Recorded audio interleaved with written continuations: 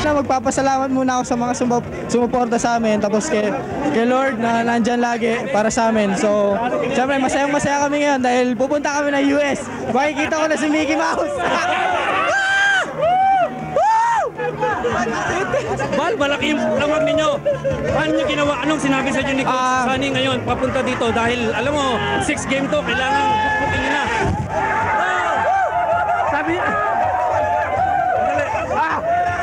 Sabi sa amin ni Coach, focus lang kami, focus, tsaka presence of mind, tsaka sama-sama lang kami, makukuha namin to. Okay. Okay, maraming salamat. Okay, salamat. Okay. Si JB. JB, ikaw yung champion kaya 6 years ago. I'm sure you missed this one. Pero galit ako dahil ang bad ko pa sana. Seriously, the best. This is the best because we played against a better team compared to the one we beat in 91. Ito, all out sila. Hats off to them. Para guys, kami naman ngayon. Thank you! Okay, gana pa tayo nakakausapin niyo si Vince. Vince, season kasama natin yan. Vince, ikaw ang nanguna sa mga basaan yan. Vince, how does this feel? You're winning your first PBA title. Actually, I've won one before, so this is my last. Your second rather. But Congratulations, Marlo. most importantly, I want to offer this one up straight to the Lord, because without Him, we couldn't have done this. So thank you, Lord. Well, Vince, what was different in Game 6 for the Gordons team that was not there in Game 4 and 5? I think we just decided to have a lot more fun, you know. That's what the whole game's about, you know. We just went out there and played like we know we can play. And we did a lot of preparation, we played as much as we can. And there was so many people pulling for us, so I want to thank all of them as well. Well, congratulations and have your fun now. My pleasure. Let's go! Maganda pa tayo na ibang kakausapin.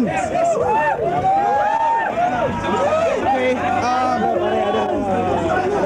si Marlo Aquino, hanap lang ko lang si Marlo Aquino dito. Marlo! Oh, teka, may pahabol pa raw si JV. Yeah, to Rika, she's in the hospital, no? I told your brother I wouldn't forget. I'll greet you pag nag-champion. Rika, she has leukemia. Wish you the best. I hope everything turns out for the best for you. This is for you, Rika. Okay, thank you very much. Ito si Pido, the fireman. Pido Arencio. Malaking bagay yung mga 3-point shot mo dito sa series na to.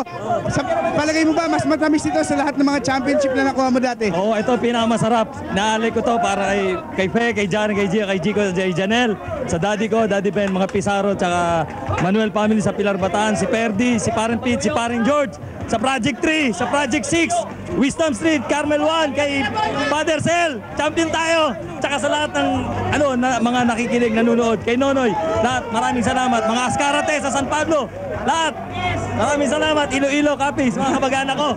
Tiga Romblon, champion kami! Yes! Okay, hanapin na ngayon si Marlo. Marlo Aquino, Benny Cheng. Marlo. Alam niyo, August na magulo pa dito.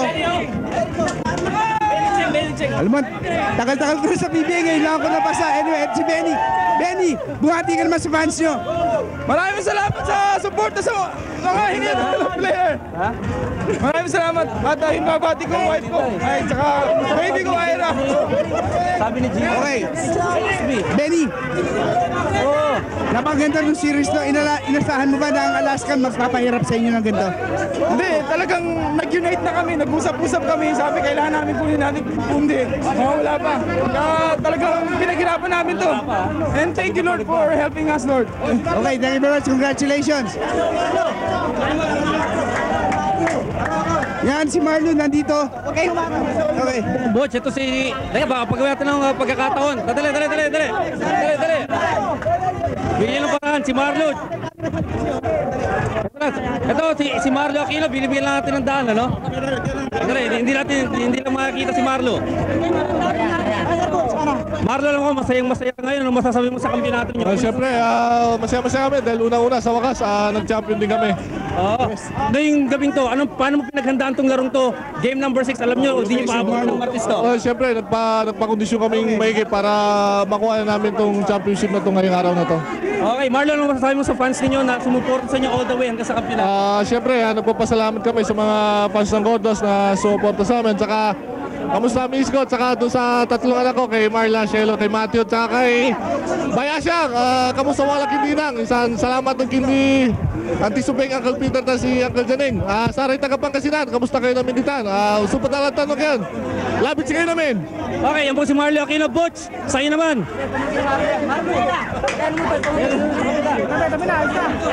Ayan, Butch. Pupunta tayo sa player, sandali. Nagkakagulo tayo rito. Noli. Unang-una mo to. Dali, naipit yung tali natin. Hindi tayo makakaabante rito. Oops. Okay tayo. Noli, congratulations. Ano mo sasabi mo sa kampeonato niyo? Salamat kami. Tuwang-tuwa kami ngayon dahil nakuha din. Medyo matagal nga lang pero awa ng Diyos na nakuha namin. Noli, ibang-iba yung laro mo kanina. Ang lakas, ang sigla. Balik na balik yung opensa mo tsaka yung power game mo. Ano masasabi mo ron? Yes! Siguro hindi naman sa akin dahil sa tulong ng mga teammates ko at yung tiwala nila sa akin. Kaya medyo bumalik yung kumpiyansa ko. May inabot pa dito kay Noli. Yan po, si Noli Locsin. Hahanap pa tayo ng ibang player na makakausap natin. Si Chris King, kasama ni Butch. Si Chris King. We're here with Chris King. Chris, how does it feel to win a title here in Manila? It feels good. I guess, it's been a long time since they had a championship here. And we came out tonight and proving that we were the best, and that's what it's all about, being champions. Well, Chris, you played most of the last 3 games with pain. Has the pain gone with the winning? No, it still hurt. I was out there today about 80%, but I felt like this was the chance for us to go out and win it. And, Game 7 would have been the hardest one. So we had to really fight to go out and play hard today. What do you say about your teammates, the ones that helped you win the title? I think everybody did a great job today. Everybody stepped up, everybody contributed, and that's what champions are made of. When everybody has to come together and win. And that's the way the Bulls have done it the last 6 to 7 years, and that's why they're champions. And everybody stepped up today and played big, and we got an easy win. Okay, where does Chris King go from here? Well, right now I got to really get back home and try to rest my hamstring, and hopefully go to a couple NBA camps. So, basically that's what I got to do. Well, thank you very much, Chris, and congratulations, and you're a great guy for coming here. All right, thank you. Now we have to go back to the panel. We'll be back.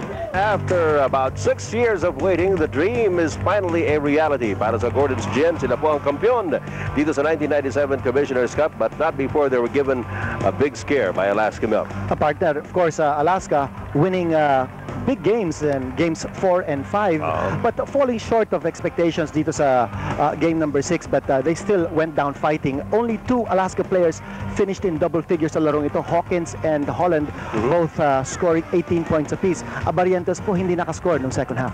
Okay, mga kaibigan, alam natin na medyo disappointed kayo mga Alaska fans, pero meron pong pananalita ang coach ng Alaska Milk, Anthony Suntay. Talk to him. Well, Coach, you yourself predicted that this was going to be the team for the future. I guess the future is now.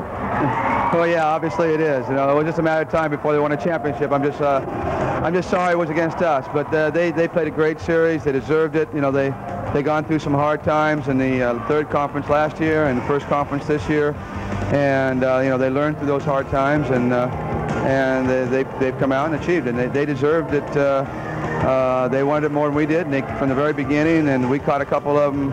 Caught a couple of games when they were off guard, but when they came out ready to play tonight, they were very good. But I'm sure you're also proud of the way your boys fought back from a 3-0 deficit.